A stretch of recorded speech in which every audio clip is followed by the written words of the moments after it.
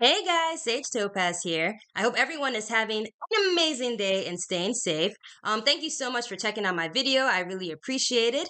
And in today's video, I'm going to be reviewing Tekken Bloodline. So, Tekken Bloodline is a 2022 animated series which is currently streaming on Netflix if you want to check it out. For some reason, I didn't even know about this animated series until like about a month ago, even though it came out in 2022. So, I was just like, browsing Netflix and I saw Tekken and I was like, oh my goodness, Tekken, they made an animated series. So of course I had to check it out. I'm a huge gamer and Tekken is one of my favorite video games of all time. Not only is it one of my favorite video games of all time, it is also one of my favorite fighting video games of all time. So of course I had to check out Tekken Bloodline on Netflix. So, spoiler alert, this review is going to have a lot of spoilers. Tekken Bloodline only has 6 episodes. So yeah, I'm just gonna give out a lot of spoilers, also talk about the final episode.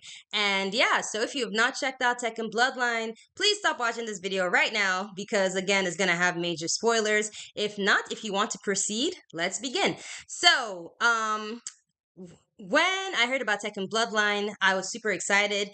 And I also went into it with low expectations.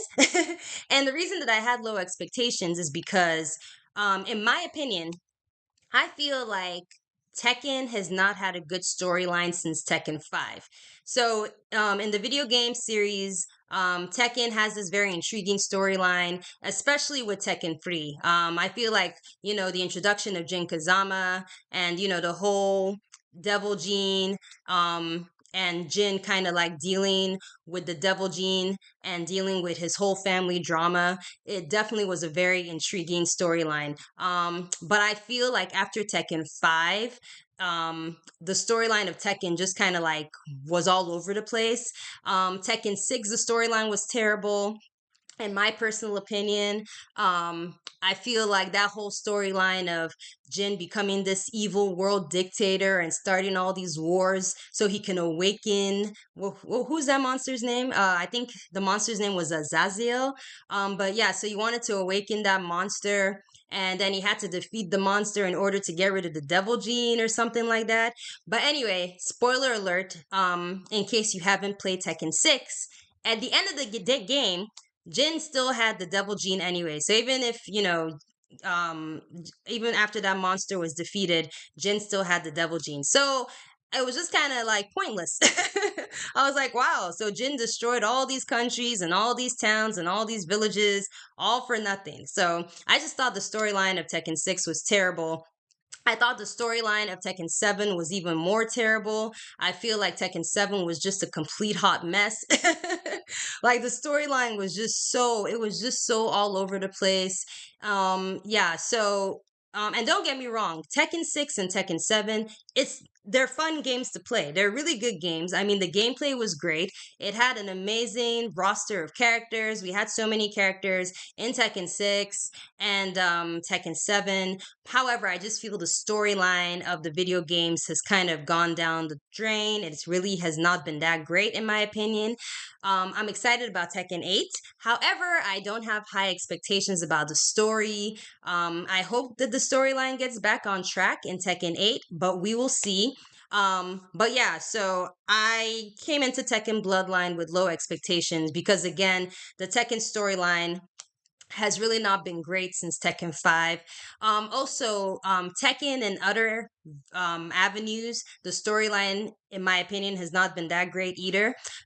They made a Tekken anime movie back in 1998, and I watched that years ago. Honestly, I don't completely remember the storyline. I just remember that June and Lei Oolong was one of the main characters. Kazuya was one of the main characters. Um, I don't feel like there was a lot of character development. The storyline was okay. I don't think the storyline was that great, but it was still an entertaining movie, especially being a Tekken fan. It was great seeing a lot of the Tekken characters, and it was okay. Like, it was an entertaining movie. It wasn't that good in my opinion. Storyline wise, the storyline could have been a lot better. And then in 2009, they made a Tekken live action movie, and I absolutely hate that movie. the storyline was terrible, the acting was terrible. And also, one of the things that I am so salty about the Tekken 2009 movie is that they pretty much whitewashed Christy Montero, and that pissed me off to this day. So Christy Montero, she's one of my favorite Tekken characters, and Christy is an Afro-Brazilian character, but for some reason they decided to cast a white actress to play Christy. So yeah, so I'm pretty salty about that. But aside from whitewashing Christy, who is an iconic character, the storyline was terrible. Like I said, the acting was terrible. It was just a really crappy movie. In 2011, they made Tekken Blood Vengeance, which was like a 3D animated movie. Lin Xiaowu and what's her name, Alyssa. They were the main characters, and there was also this random character. I forget his name. It was one of Lin Xiaowu's classmates. I think his name was Shin. I'm not sure, but he was also a main character too. And the storyline, in my opinion, of Tekken Blood Vengeance, it was very disappointing. I really did not like the storyline. I don't understand why they brought in a random new character as the main character, as the focus of the movie. So yeah, I didn't really like the storyline of Tekken Blood Vengeance. I did think the animation was amazing. Like the animation of Tekken Blood Vengeance, it was amazing. But the storyline, I did not like it at all. And then they also made Tekken Kazuya's Revenge. That was 2014. I've never watched it. Um, but I haven't heard good things about it. But so I mean, I'll still check it out, if I get the time. But I never saw Kazuya's Revenge. But anyway, so yeah, so based on all the disappointing storylines of Tekken, I just came into watching Tekken Bloodline with low expectations. I was just excited that there was a Tekken TV show, and I just came in like, okay, let me just see what this is all about. Um, I am pleasantly surprised that Tekken Bloodline was actually pretty amazing. um, Absolutely love Tekken Bloodline. Did I mention spoiler alerts? Okay, I don't remember if I mentioned it because I talk too much, but in case I did not mention it, spoiler alert. So please, if you have not seen Tekken Bloodline, stop watching this video right now. This video is gonna have a lot of spoilers. But anyway, so yeah, I really enjoyed Tekken Bloodline. It was only 6 episodes. I wish there were longer episodes. But at the same time, I guess it's good it's only 6 episodes because you don't want episodes that are just filler or episodes that are unnecessary. I kind of felt like the episodes fit in the storyline pretty well. And, I think it was short and sweet. I love the animation. I thought the animation was great. The fighting styles, oh my goodness, like I love action movies, I love martial arts. I feel like the martial arts of this anime was absolutely amazing, and it was so cool too because they got the moves from the video games in the anime as well. And it was so cool, like when you see Jin and Heihachi fighting, and then you see like the lightning, like Jin has like his red lightning. It was so cool. Like all the characters, man, they got their moves. It's like you were watching the video game on screen. Like I remember one fight with Xiaowu and Nina, and Xiaowu was kind of doing like her little, hand moves, her little hand fighting moves and stuff like that. And then Paul also had like his in the last episode when he was fighting Ogre, I remember he did like there's this like powerful punch he does, and it was so cool. I was so tripped because it really was like watching the video game on screen. So I thought the martial arts was amazing. I really thought that they got the characters moves. But yeah, so animation was great. Um, Also, I feel like the storyline was also really good. I feel like they had a lot of good character development. So basically, what the story is about is based in Tekken 3. So it's when Jin is introduced. June is raising Jin, and she teaches him about martial arts, and basically to use his fighting skills for good. So she's basically trying to teach Jin to only fight when necessary, and to be a good person, and she also says, when you're fighting, there's offense and there's defense, and you have to know when to use, offense or defense. So Jin's life, gets changed after Ogre kills his mom, June, and June tells him to go to Heihachi. Um, but before I get into further into the storyline, yeah, so the character development was great. I just love seeing the relationship between June and Jin. Also, it's great to see that Jin has a personality. Like in the video games, Jin is just kind of portrayed as this super quiet, stoic guy. He's almost kind of like the quiet main character, like just always angry and broody. But in this animated series, I mean, he's still kind of, broody, but he has a personality, like we really get to see Jin, we get to see him grow from like I think he was 15, like just this kid, and then grow into a man. We see how he grows not only as a person but also as a martial artist. So yeah, I just absolutely love um the character development in this series. I feel like with Tekken, as like with the other movies, or even with the video games of recent, we haven't really seen a lot of character development. So it was great seeing the character development of Jin and June. Um, Also, there were other characters who made an appearance as well. Paul was one of the characters, and Paul is like, one of the OGs of Tekken. Of course, Heihachi was one of the main characters. King, Warong is like a Tekken favorite, and he made an appearance. Lin Shawu was there. Julia, Nina. I'm trying to think who else was there. Uh, Kuma briefly made an appearance, but speaking of character development, I love the way the Xiao was portrayed in Tekken Bloodline. So in the video games, Xiao is kind of, portrayed as like this fangirl of Jin. She's kind of like she's in love with Jin, and she just basically follows him everywhere, and Jin kind of like ignores her.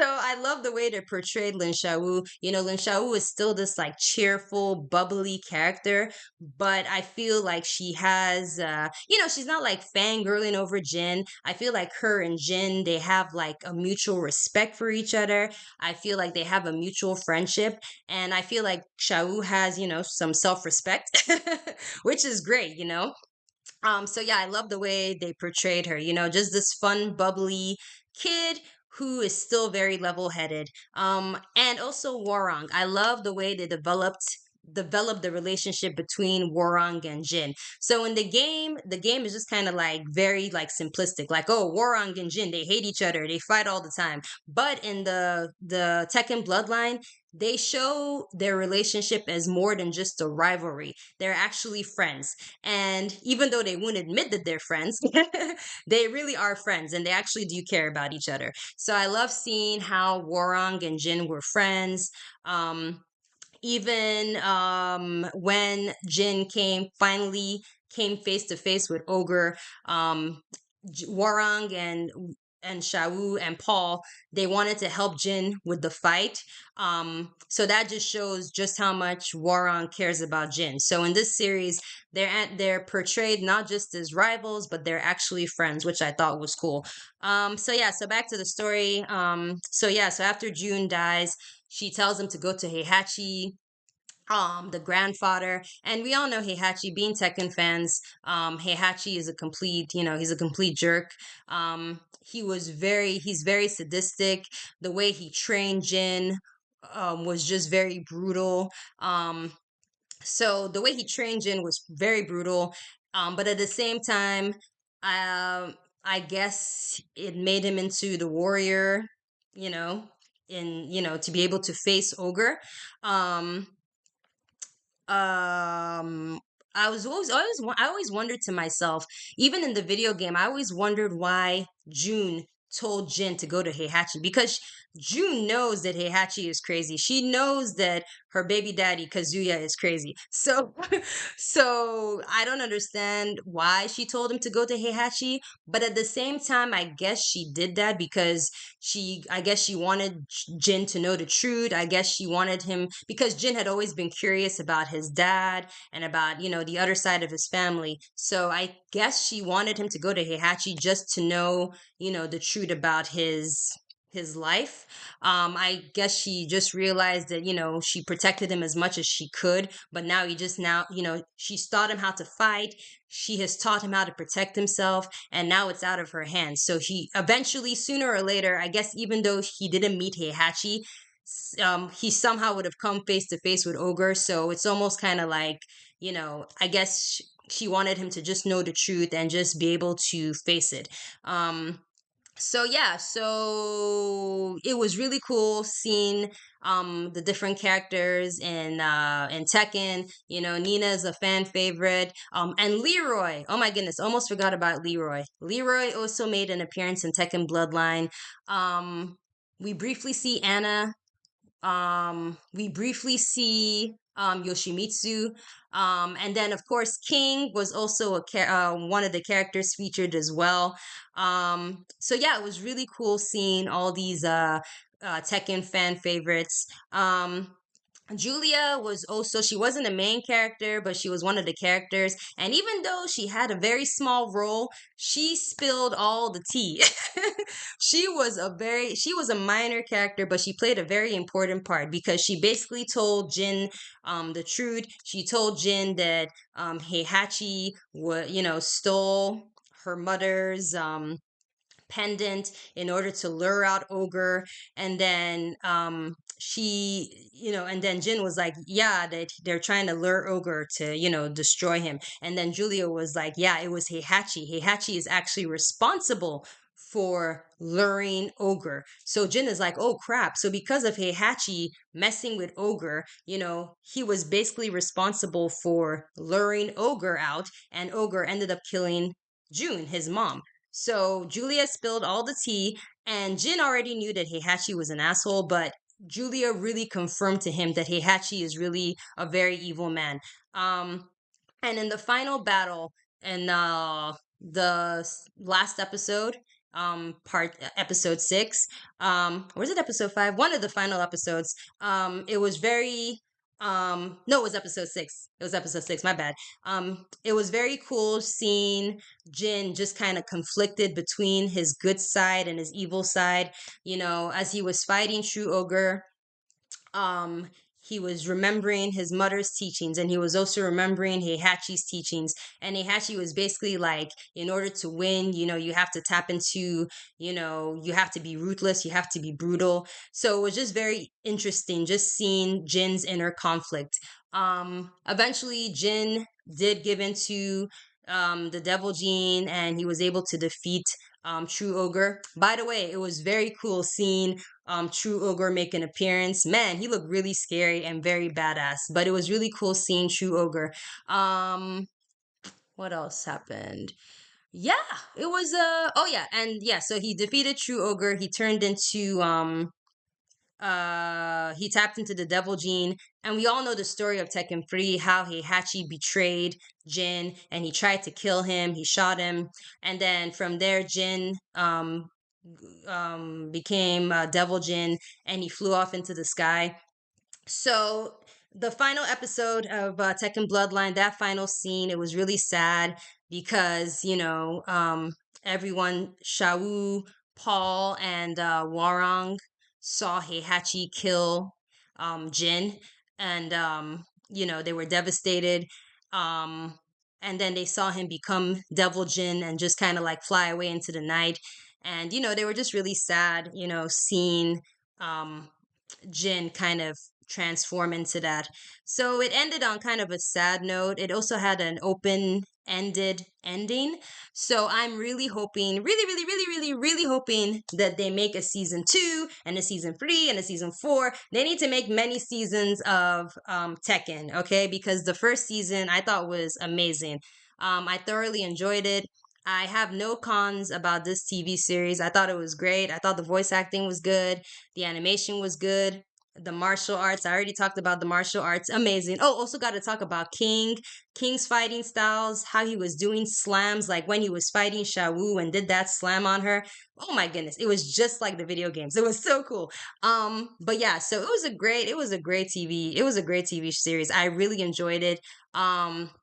If you are a Tekken fan, you will definitely enjoy it. Even if you never played Tekken, if you just like action shows and you like martial arts, you will enjoy it as well. Um, I really feel like I'm missing the point. Oh, yes, that's the point I was trying to make. So, yes, so when they make a sequel, I just hope to see more characters. I hope to see Eddie, Christy, Lei, Bruce, Brian, Asuka. I hope to see more characters. And oh yeah, Martial Law is one of my favorite Tekken characters. He briefly made an appearance, I believe, in Tekken Bloodline, which was cool. I'm surprised that Kazuya didn't make an appearance in Tekken Bloodline.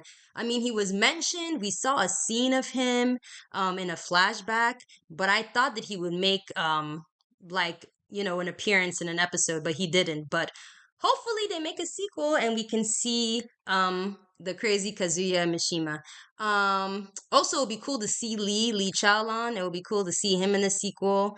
So yeah, so hopefully they make a sequel of Tekken Bloodline because I really thought it was a great show, very entertaining. And as a Tekken fan, I loved it. 10 out of 10, two thumbs up, great show. So yeah, so if you want to check it out, it is currently on Netflix. And yeah, that's pretty much it. If you have stayed to the end of this video, thank you so much. I really appreciate it. And yeah, have a good day and stay safe. Bye.